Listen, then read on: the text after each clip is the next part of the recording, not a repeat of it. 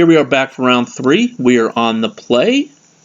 Yeah, we're keeping. This is great. We are 1-1 in this league. We did not do so hot last game. Last round. We ran into a guy with Luxodon Warhammer and Volkshock, Battle Gear, Spike Shot Goblin.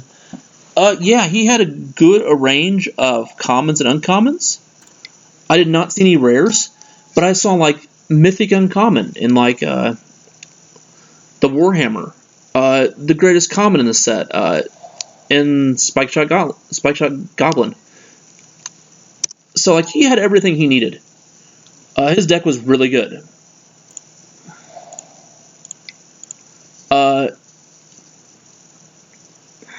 As far as what he could do. So yeah, that deck was unbeatable. He will go 3-0 without any question. So I'm okay that we lost to him. We also drew pretty bad both games, so yeah, that sucked. Here we got a pretty good start. We can ramp to 3. So if we draw a 4-drop here, we'll be pretty set.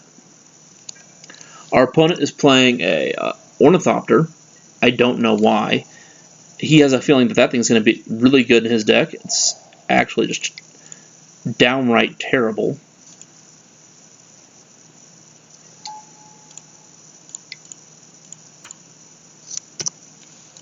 Like, if you can load equipment up on this thing, yeah, he's great. Gets to Transfixer, he's just garbage. I'll just keep tapping this thing down. That's a 2/2. That's a 1/1, sorry. Has flying, and it can put an artifact from the top of his deck into his hand, otherwise it just goes in his graveyard. Oh, he drew a land. Good for him. That actually worked out really well for him, honestly.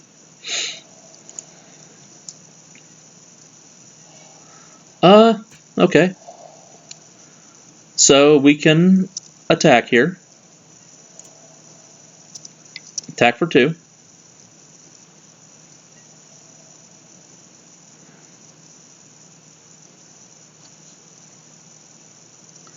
Okay. Die, you little bird. I don't know why he did that.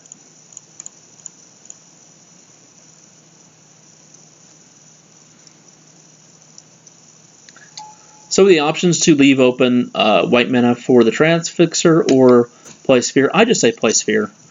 If he loads this thing up with a bunch of artifacts, then we'll make it really a problem. Then we'll deal with it. But until I see him actually do something with this Ornithopter, I don't see a reason why it should be in his deck, honestly. I would assume it has a reason to be there, but I don't know what. Frogmite. Okay, that's a good start. Good start to greatness.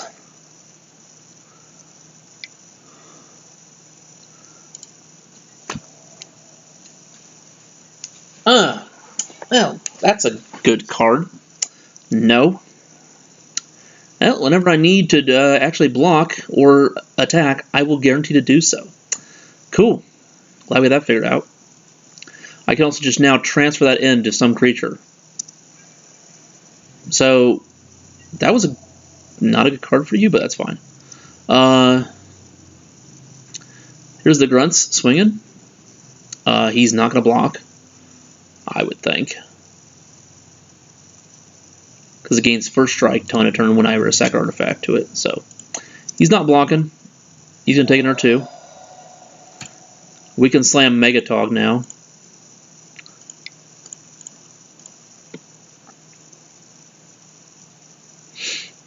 Yeah. That's the one you should have worried about, was this big dumb idiot here. That guy's good. He's got 4 cards in hand, and we have none. We have played all our stuff. We'll probably sack the Sphere next turn to draw a card. Unlike Stars, this one you actually have to sacrifice ability-wise to get the card out of it. Stars, if they just die, you just get the card anyways. Something to know the difference between the two. If you didn't already know that difference. He can't attack here. He's not risking 3 life, my 3 life, to kill his creature, because I will gladly accept the trade. Yeah, cool. So we can just keep on swinging here with our big dorks. 2-2 and a 3-4.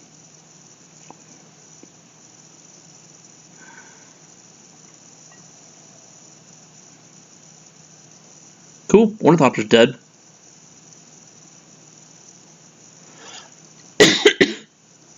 Okay. I don't see what the problem is here. So we're good. Cool.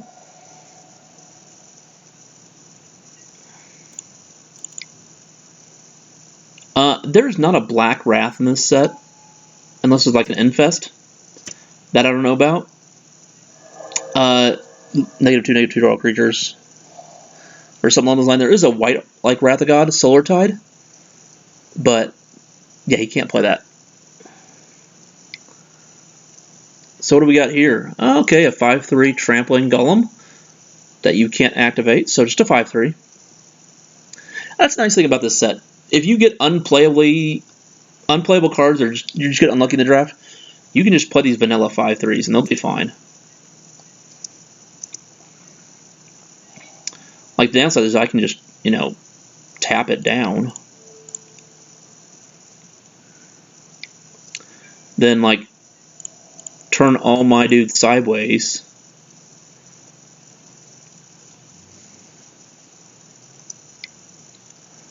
Let me count this out here. 5, 6, 7. We have 7. This is 10. 13. Yeah, we got it. We had 19 damage on board. Yeah, I didn't spend the time to count it. He figured it out before I did. We had 19 damage on board. So yeah, that was a kill. It's a win. His deck does not look very threatening at all. Blue-black, semi-control. He's got some... I didn't really see much as far as, like, good cards. So I really don't know what to do here as far as board. We're just going to leave like this and run it back.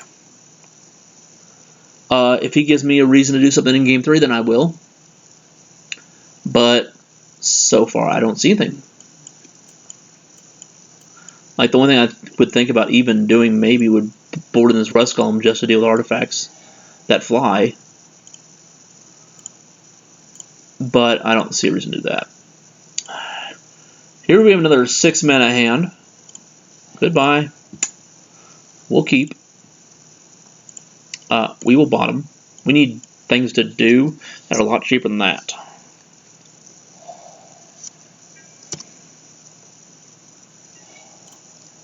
Cool. Drew land. That's exactly what we wanted. I want to get lands. I would prefer like spheres or talismans. Mana dorks would be great too. Yeah. Not really interested in the rolling 5-drop.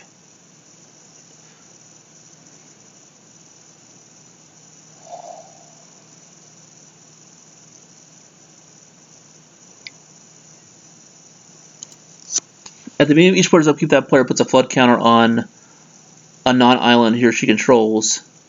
That land can tap for island as long as it's a flood counter on it. Okay. Interesting card. So now my lands can produce blue if I wish them to.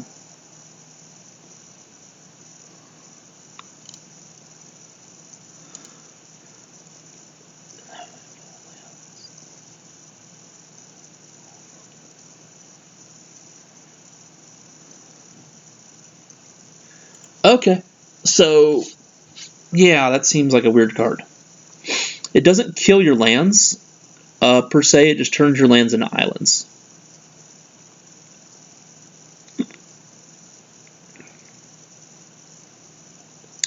And he's making me wait forever to actually activate it. I don't think he realizes he's the one who has to choose. He controls the card, so he gets to put the he gets to turn my lands into islands. So I guess he's deciding which one of these he wants to actually put it on. It doesn't matter to me right now. Let me pause here and let's see what happens. Alrighty, we're back.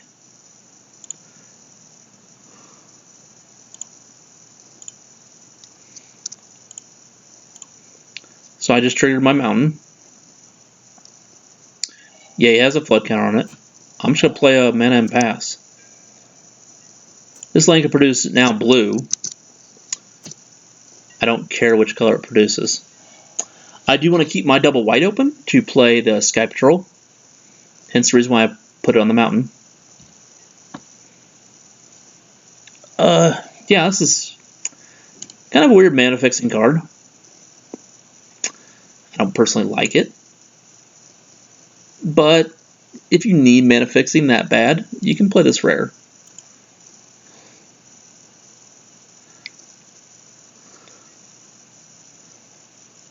Okay.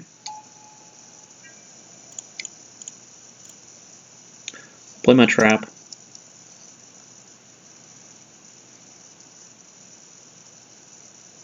This also doesn't really work well in the format because a lot of your cards are colorless, so it really doesn't matter what your lands are too often.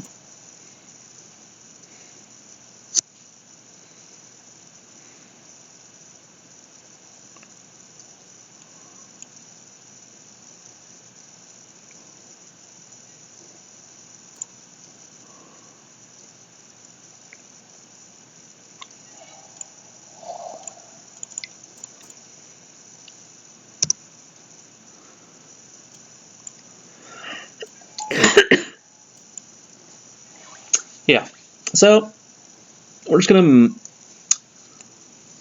maybe this Quicksilver Fountain will be actually beneficial to him. I don't see a reason why. Now he can't play any black spells. His awesome deck cannot play any black spells until he removes those flood counters. That's a good card.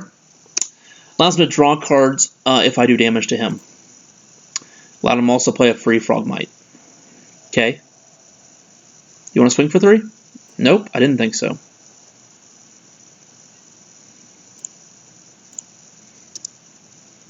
Sure. We have a ton of islands in play.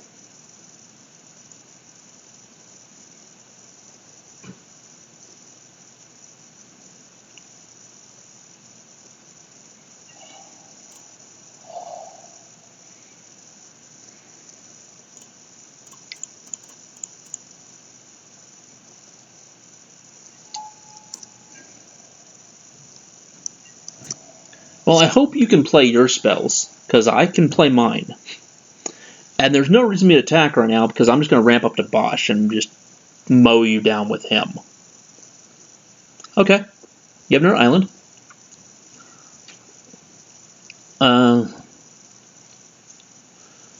So, okay, you can produce black mana now. Again. This is like Blood Moon, in a sense. It's a slow-ass Blood Moon, is the best way I can describe it. Okay. Yep, just make sure it says attacking creatures. Okay.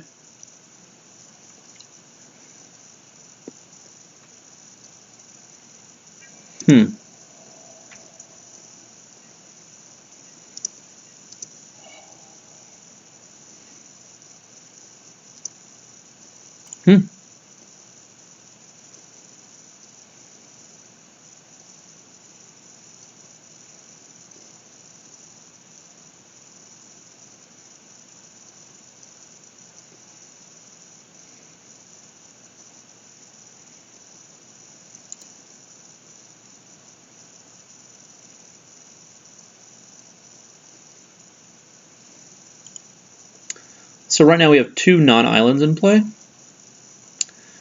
So we will remove the flood counters here pretty soon and get back to our normal, regularly scheduled program of actual lands and spells.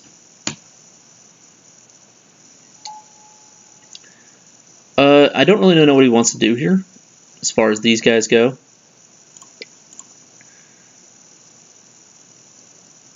Because they tend to butt heads pretty well. Same with this. These 2 tend to butt heads pretty well as well. So we're just going to pass. We're going to kind of see what he wants to do and how he develops his board. I think my rares are probably going to be better than his. Because I have like Megatog, Bosch, and Arcslogger. So I'm just going to assume that they're going to be better than his Quicksilver, Fountain, and whatever else he's got. Yeah. Alrighty. He didn't play land there. Cool. I can still produce white with my talisman, so I still have that covered. I cannot pay for that to shock something, which is unfortunate. Could swing with this and try to get him, because he may not see the white over here. No, we're just going to go ahead and pass. I also don't want to do damage to him because I want to drawing more cards from this mask. I'm assuming when's the flood actually go away? At the beginning of end step, if all lands are islands. Okay, so right now, all lands are islands. They'll all leave as far as counters go. Okay. So every single land is an island.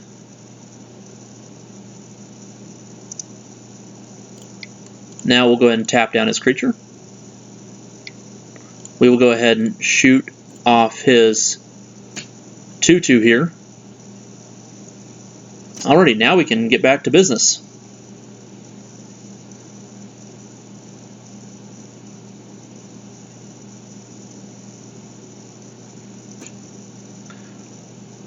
In a way. I mean, we're going to do this junk again, but that's fine.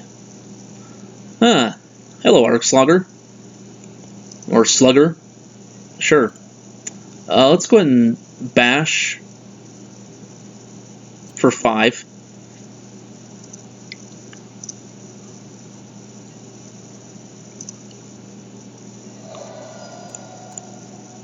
Sure, you can draw 2 cards.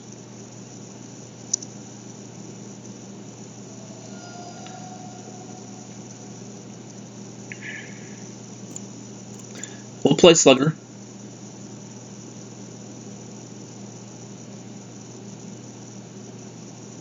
I guess I should have left a Plains open instead of this Talisman. That's unfortunate. I didn't think about that. Oops. Well, it's still 2 damage versus 1 damage. I might actually take 3 from the Condor, let it go down a notch. Honestly. He's got 5 cards in hand now because I gave him some cards.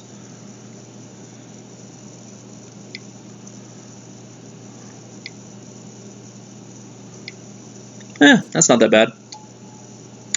That allows him to kill off my Transfixer.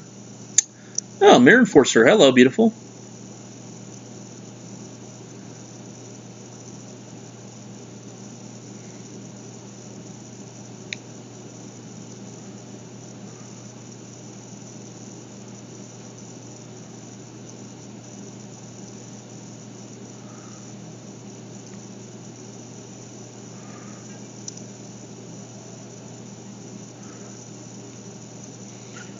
One thing to note here, we also know the bottom of our deck is Megatog, so if we need to get that to that area, we can. Here we can tap down one of his creatures. I don't see a reason to.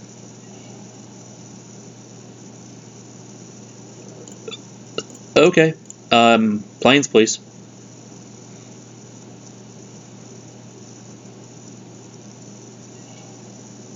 Give me our Plains. We have 6, 7 mana in play. I want to arrest his 4/4. Seems like the biggest problem on the table. And probably in his deck, honestly. Now we get to see the real power of Arc Slugger. This thing can attack. If he tends to block with any of his creatures, I'll just mow them down, except for this Condor. So, it's going to do work. This 3/3 can also get in there. Yeah, this seems good. Do that. Yeah, we're giving him cards with the mask, but we're putting pressure on him. This is 7. This has to deal damage to him in order to actually get the effect. And it's not common damage, it's damage, period. So it's not really good if you have pingers out. But if I want to slogger him twice for a kill, I can. What do you want to do here? Okay.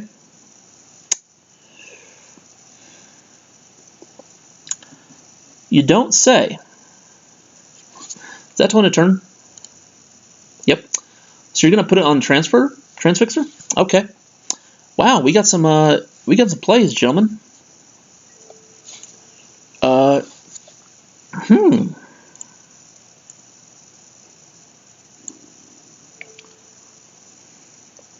You really think the slugger is gonna like die here?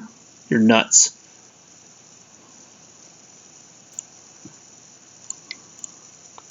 Well, let's give him first strike.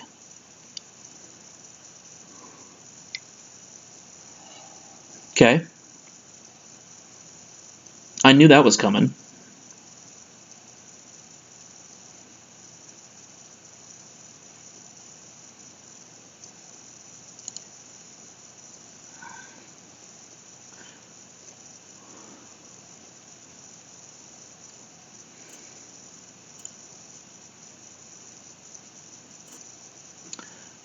That will produce nothing, so I don't really care about that.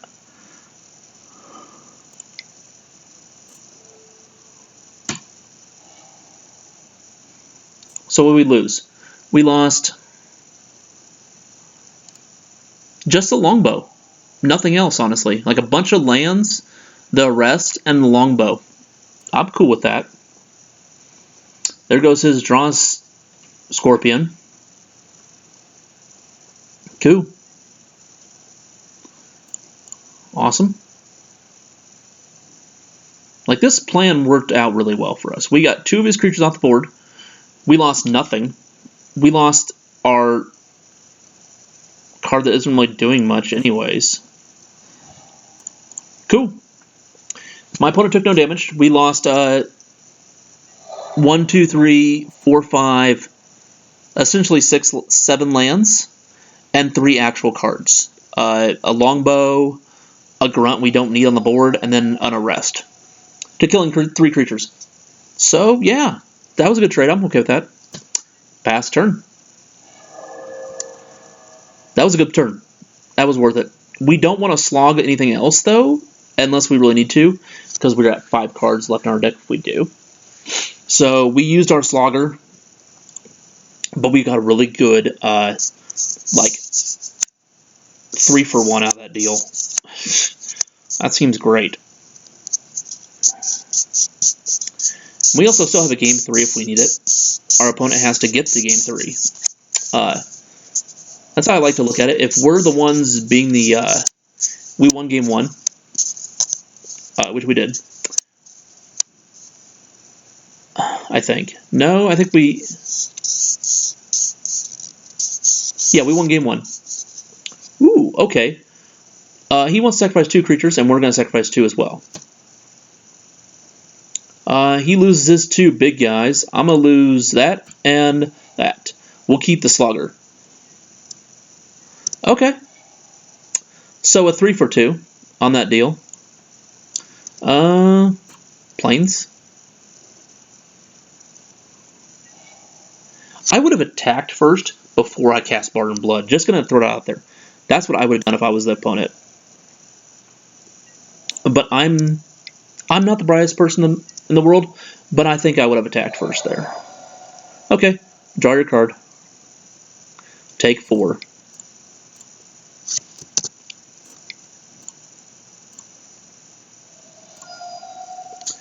Here's my Skyhunter Patrol.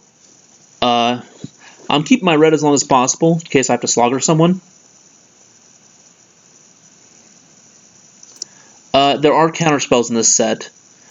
They count the number of artifacts you haven't played, and then you have to pay that cost, like Mana Leak. So he has 3 artifacts. I have the 3 colorless mana to actually cover it. So Overload or Overdone or something like that doesn't work here. But I'll keep that in mind because, yeah, Bosch is in my hand.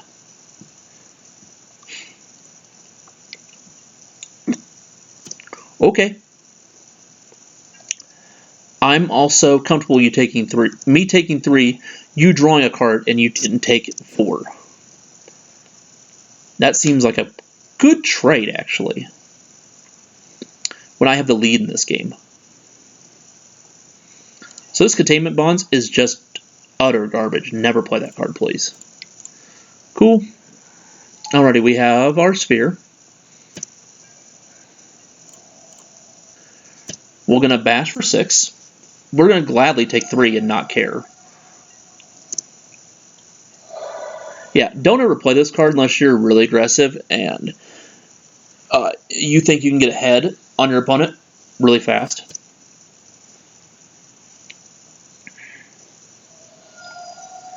My opponent's at 5. This seems good. Your turn. Like, I'm giving him cards with the mask, but he has to play them, and they have to affect the board.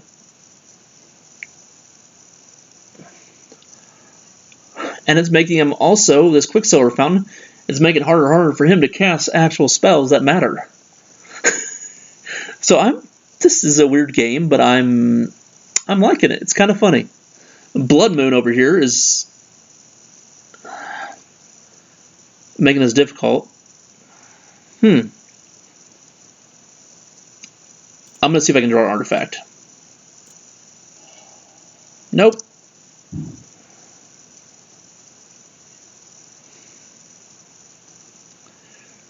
Well, unfortunately, we're losing Bosch. We couldn't play him.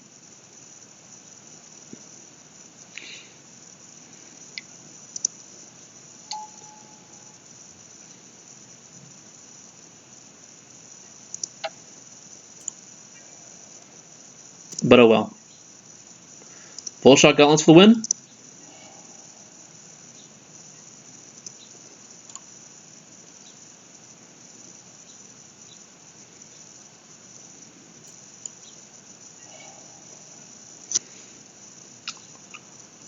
Huh.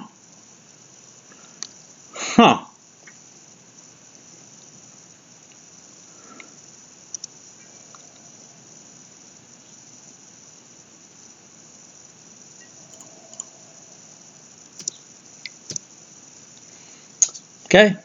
Would you like to lose your steel wall here, sir? And not die from this attack?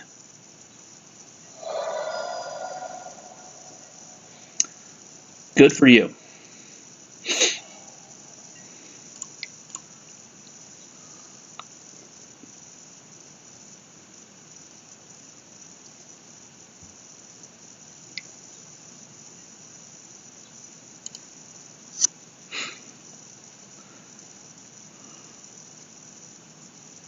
Wow. Okay. Now that thing's gone. That's a pretty awesome counterspell, sir. That's a shit ton of money you pay for that thing. That's a really bad card.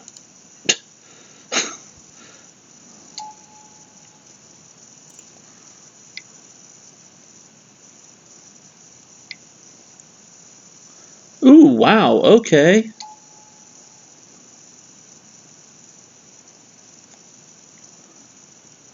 I might lose to Charbelcher.